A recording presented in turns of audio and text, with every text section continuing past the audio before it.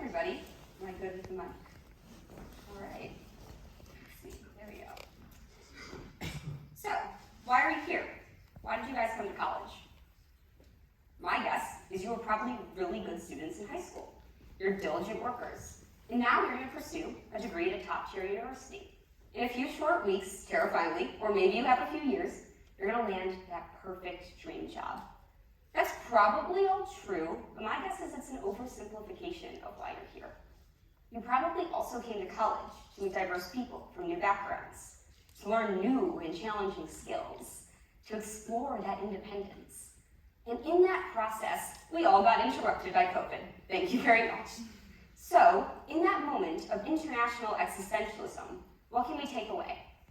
You've all heard the story how COVID took away years of learning, social growth, professional development. I'm going to tell a different narrative to you today. In that moment, we started to ask the questions. What are we doing? Why are we doing them? And where are they supposed to lead us?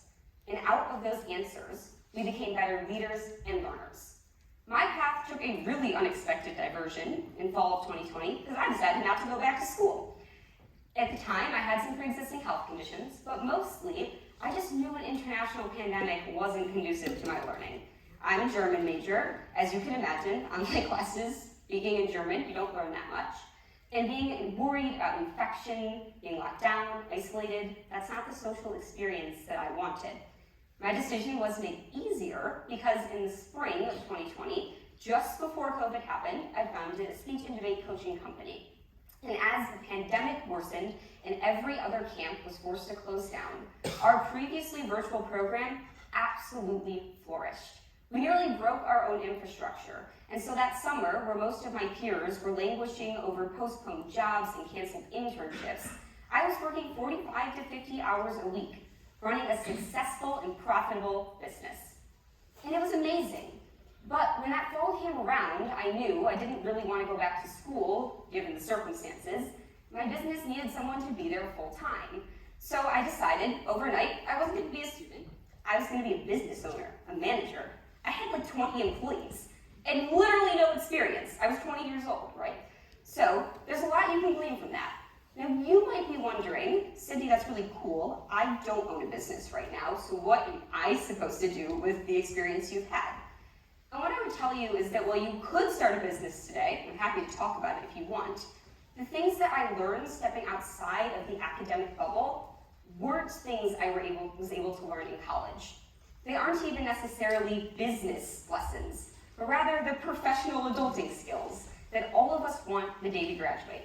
So today, I'm going to share 3 of them with you. The first one is focusing on skills over facts. Raise your hand if you've ever seen those videos of the doomsday preppers. They're out like Nebraska, they have cans of food, water, batteries. Okay, you get the idea? Yeah, so bad news, you are all doomsday preppers. But I hope you don't have thousands of cans of soup. You probably have thousands of cans of knowledge. And in the real world, none of that information is going to help you solve the novel problems and innovate the way that leaders like us will. It's not your fault. Academia and education is set up so that you're encouraged to hold on to anything you can, because you never know when you might need it on a test or exam or a project. But in the real world, you don't need facts, you need skills. And I first realized this when we had to write an 8-week-long high school student congressional debate summer coaching program. There's no textbook for that, and no amount of skills could have made that program better. But what did help improve that program was my years of experience in the event, talking to other professional coaches who'd done similar things, and a lot of trial and error. For a moment, put yourself in organic chemistry with that mindset. You're just going to chat with your roommate. They took the class last year. You're going to test it out. If you fail the test, you'll get it on the next one. You will all fail organic chemistry, and that is why when you get into the real world, it's really hard to translate what you've learned from college. Suddenly, the facts that you've obtained aren't useful in those day-to-day circumstances. So what can you do? Well, I decided to shift my focus from facts to skills. I used to be a psychology major. We mostly memorized things that I probably wouldn't need later on in my life. Now I'm a German major, where I actively experiment with the process of learning a language in all of my classes. But you can do this 100 different ways. Maybe you become the leader of a club. Maybe you start working in a lab. Or maybe you have a summer project with your stamps enrichment funds. I would even argue difficult volunteer work probably flexes that problem-solving muscle way more than the extra class you could take. We all know you're not going to do all the readings. Think back for a moment. Did anyone actually remember everything they studied for their finals in December? No, of course not. We can't.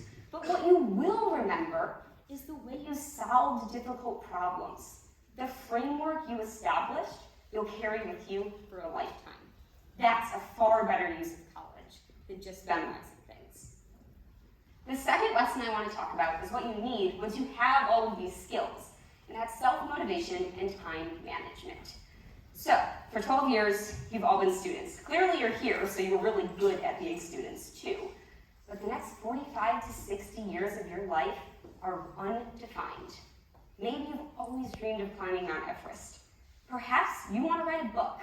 Or, I wouldn't be surprised if someone in this audience helps to cure a type of cancer. What's terrifying, coming from a senior, those are real answers to the questions of what you're going to do with yourself. The burden is on you to figure out what you're passionate about.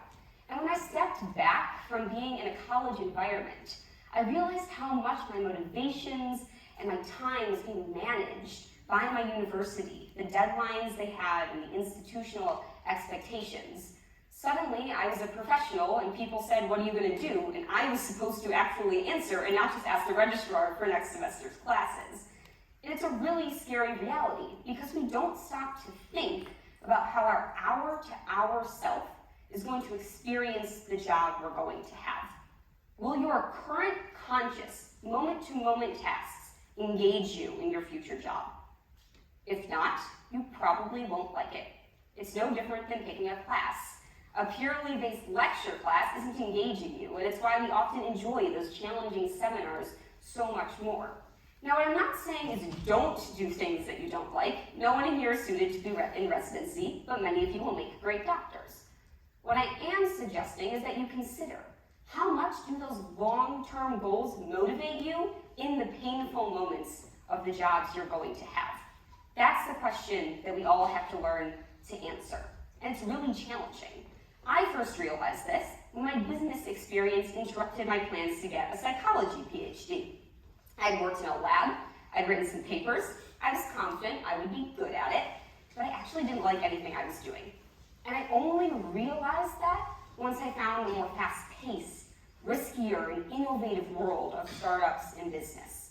And I'm eternally grateful I learned that now, not 3 years into my PhD program. So how can you learn that today? You have to try things.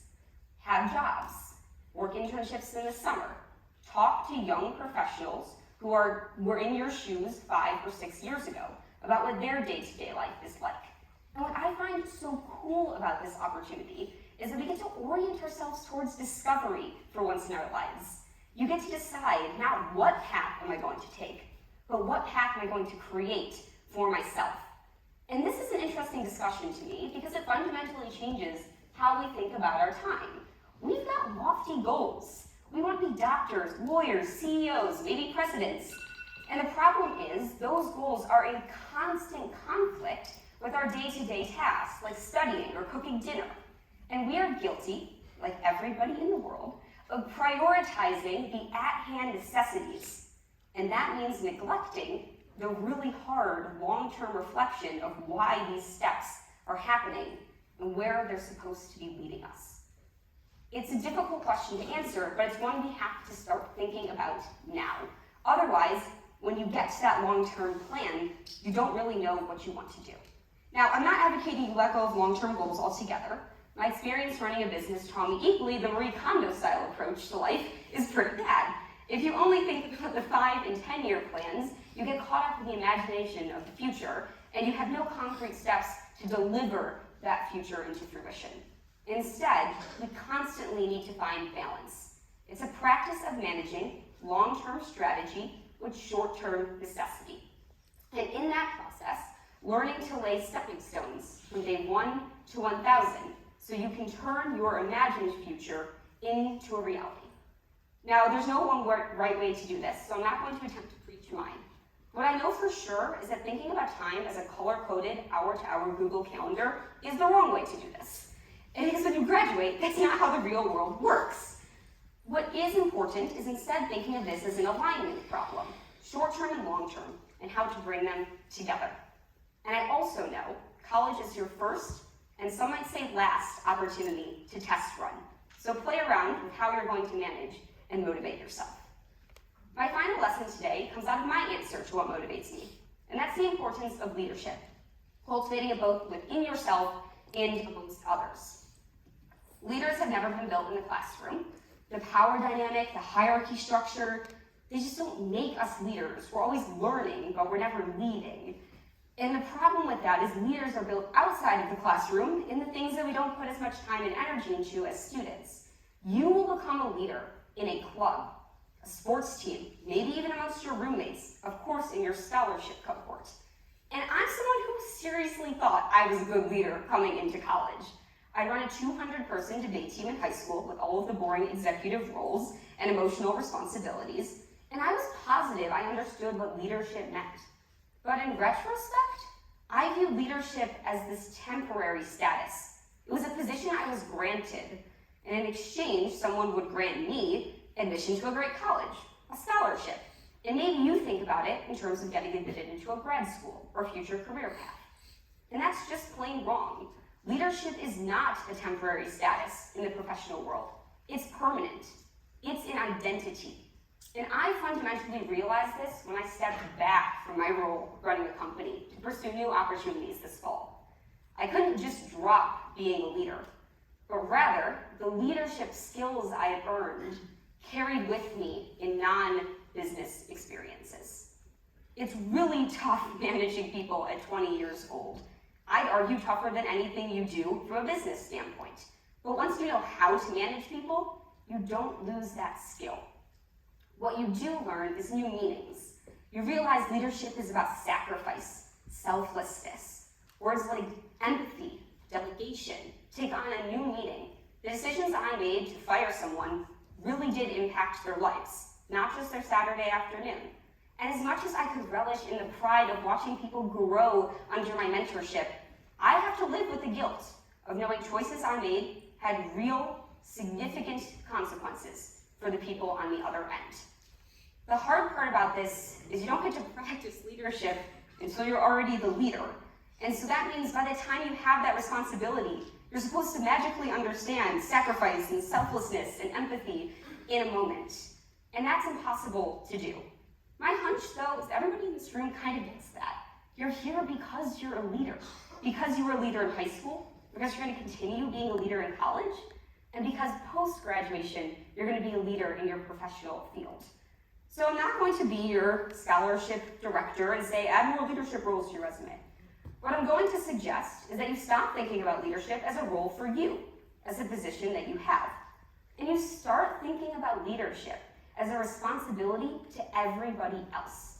We call Congress people public servants because they're intended to serve the people that they work for. And when we can stop thinking about leadership from our perspective and start asking the question of who we serve, why we serve, and how we can serve them better, we become much stronger leaders. That's not an easy lesson to take to heart. It's one I'm still working on too, but we will all be better for it if we can begin to embody this. These 3 lessons, skills over facts, time management and self-motivation, and the importance of cultivating leadership, I believe can be learned in a college setting. But I also believe my time away from college taught me far more than anything in a class ever did. And speaking with my peers, I could think of about 100 other lessons I could have shared today that none of us learned in a university environment. So, what does that mean for us as students? It means we have to put ourselves out there. We have to ask questions. We have to step outside of the bubble. I don't know if I'll ever start another business, but I know I'll never have the chance to scratch that entrepreneurial itch with a foundation like this supporting me again. And because we're all in this remarkable moment where the STAMPS Foundation will support non-conventional pathways, unique opportunities, and completely outside of the box ideas, I encourage you to take advantage of that.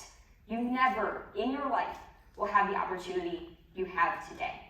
I hope this talk inspires at least one person to take a semester, a summer, or even just 1 week to pursue something that they don't have the ability to foster in an academic environment. The road less traveled is brimming with wisdom. It's just waiting for you to go out there and learn from it. Thank you.